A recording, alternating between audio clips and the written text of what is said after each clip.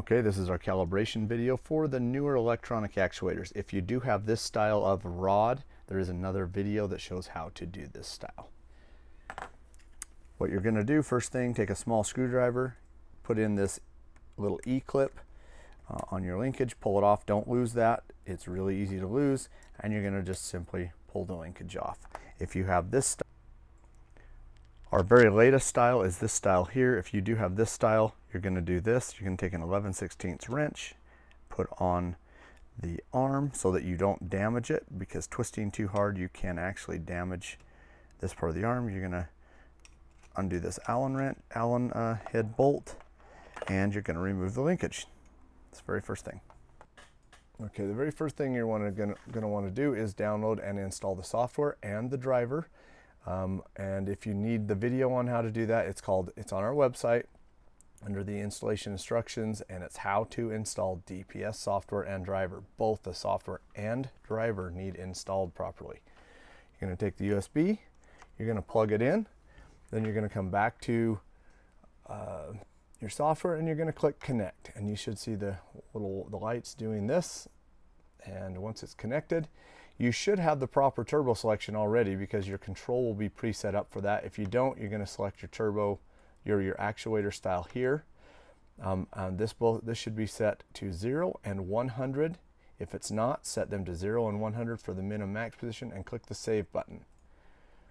You're going to then expand the VGT control logic and the drive boost ratio logic and open variable ratio. When you've opened that, make sure that variable ratio is enabled. This is done by checking this checkbox. Make sure it's checked. Now, this is not plugged in currently, this feedback. I've got this disconnected. Yours should read whatever your starting position is, will read across the board here. Make sure before you plug all that in that your truck key is powered on. So if it's not, it will not connect the USB. So the next thing you're going to do is you're going to change this to a 0 starting position and click the save button.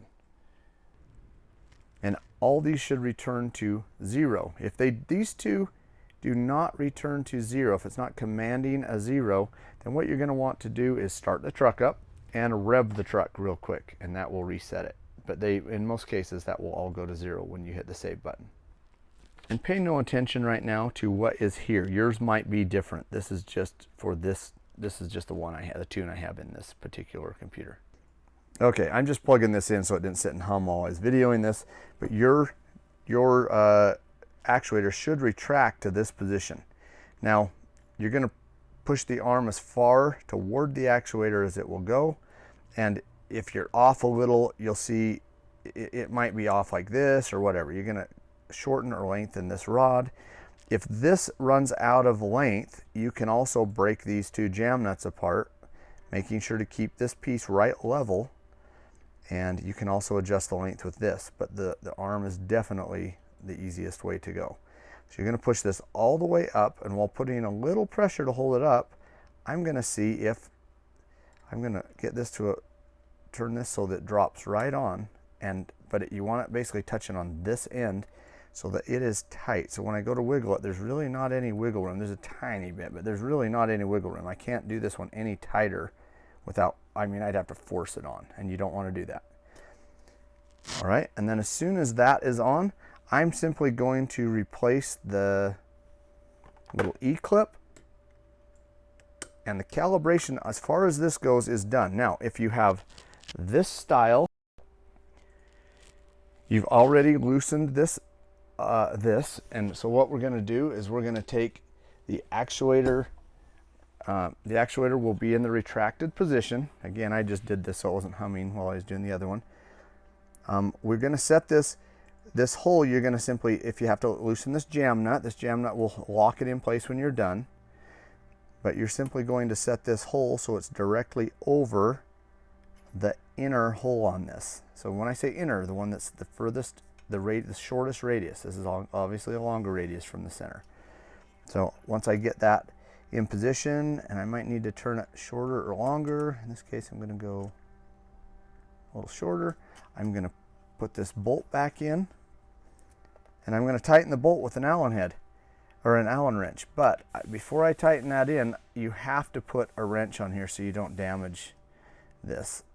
And it's 11/16 wrench, and you don't need to kill it, but it does need to be snug. So don't over tighten it, you don't want to strip it out. And then you're going to take and jam this nut together.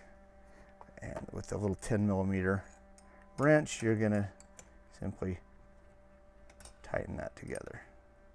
It doesn't need to be, that doesn't even need to be just snug. And make sure that it doesn't bind when you tighten that this hasn't twisted enough to bind.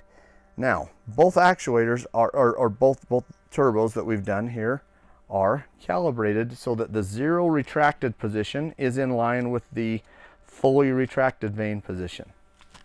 Okay, then I'm going to come back to the computer. Now we're still in the starting position of 0, and I'm simply going to put back in my starting position, whatever it was. And you want to keep track of that when you're starting, and hit the save button. And everything should go back to what the starting position is, and you are calibrated. And that's it. Just simply hit the disconnect button, and then you can turn your truck off, take your USB cord out, and you're done.